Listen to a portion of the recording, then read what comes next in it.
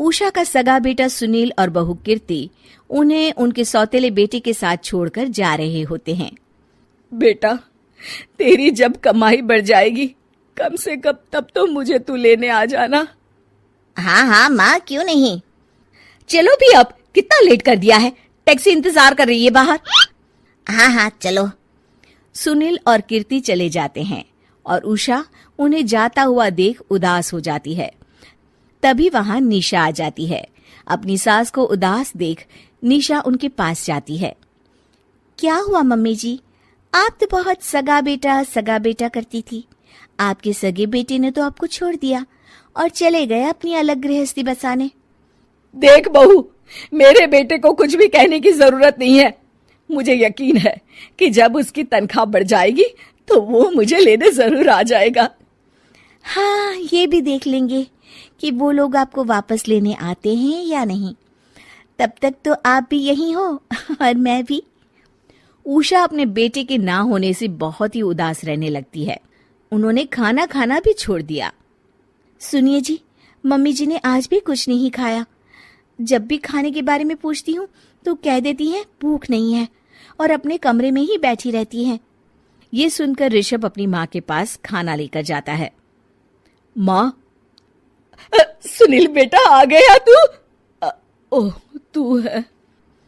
माँ, मैं खाना लाया हूँ, खा लीजिए प्लीज। आप ऐसे भूखी रहेंगी तो बीमार पड़ जाएंगी।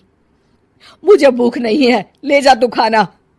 ठीक है, फिर जब तक आप नहीं खाएंगी मैं भी नहीं जाने वाला यहाँ से। अरे तू क्यों जिद करता है? कहा ना मुझे भूख नहीं है। अरे मम्मी जी, आप खा भी लीजिए ना, ये कितने प्यार से आपको खिला रहे हैं, उसकी तो कदर कर लीजिए कम से कम।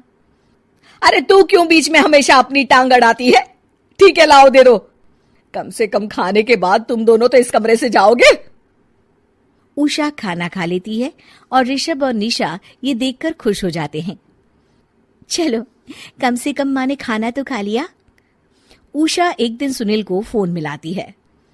हेलो बेटा सुनील, तू घर मिलने आ जाना बहू को लेकर। कितने दिन हो गए, बहुत मन कर रहा है मेरा। हाँ हाँ ठीक है माँ, ऑफिस में बहुत काम है, टाइम मिला तो आ जाऊंगा। सुनील फोन काट देता है। हेलो सुनील बेटा। सुनील की बात सुनकर उषा उदास हो जाती है। तभी वहां ऋषभ आ जाता है। माँ, ये देखो, मैं जलेबी लाया हूं तुम्हारे लिए, तुम्हें बहुत पसंद है ना? उषा जलेबी देखकर बहुत खुश हो जाती है। अरे वाह, जलेबी ला दे। उषा जलेबियां खा रही होती है और ऋषभ अपने कमरे में चला जाता है।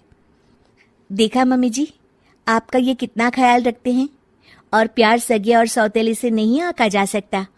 आपको उदास देखकर ये आपके लिए तुरंत जलेबी ले आए, यही तो प्यार होता है।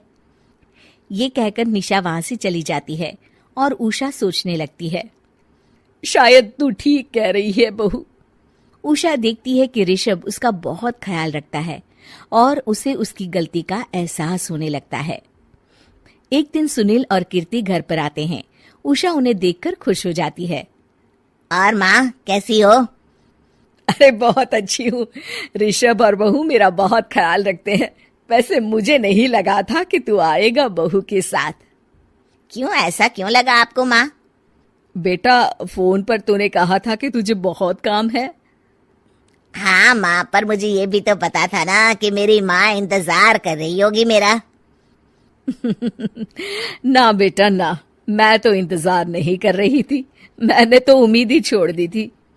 सुनील को यह देखकर अजीब लग रहा होता है कि उसकी माँ ऋषभ से अब बहुत अच्छे से बात कर रही होती है और उसके आने की उनको कोई खास खुशी भी नहीं होती है। अपनी माँ का ध्यान न पाकर उसे थोड़ी सी जलन महसूस होती है। माँ, ये देखो मैं क्या लाया हूँ, साड़ी तुम्हारे लिए। हाँ बेटा, अच्छी है साड़ी तो। अच्छी है तो फिर आप आज इसे पहनो और फिर कहीं घूमने चले जाते हैं। बेटा, ऋषभ ने भी मुझे साड़ी दी थी, आज तो मैं वही पहनूंगी। तेरी दी हुई साड़ी फिर कभी पहन लूंगी। सुनील को अब बहुत ही ज्यादा जलन हो रही होती है। उसे समझ नहीं आता कि अपनी माँ का ध्यान फिर से कैसे वो अपनी तरफ खींचे। रात हो जाती है और उनके जाने का वक्त आ जाता है। माँ, चलो अपना सामान बांधो और हमारे साथ चलो। कीर्ति ये सुनकर चौंक जाती है। ये क्या कह रहे हैं आप? हम सासू माँ को लेने थोड़ी ना आए थे। अरे तुम चुप हो जाओ। माँ चलो जाओ, अपना सामान बांध लो। आप मेरे साथ आ रही हो, मैंने कह दिया तो कह दिया। अरे पर बेटा, तेरी तो तनख्वाह कम है, मैं तुझ पर बोझ नहीं बनना चाहती। अरे मुझ पर बोझ नहीं हो माँ, बस आप चलो ना, मैं लेकर ही जाऊंगा आपको।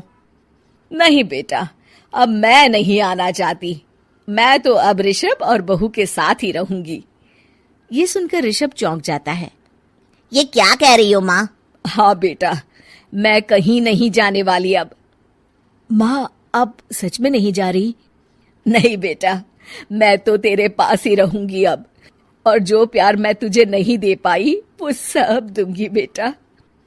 ऋषभ और उसकी माँ गले मिलते हैं और निशा खुश हो जाती है।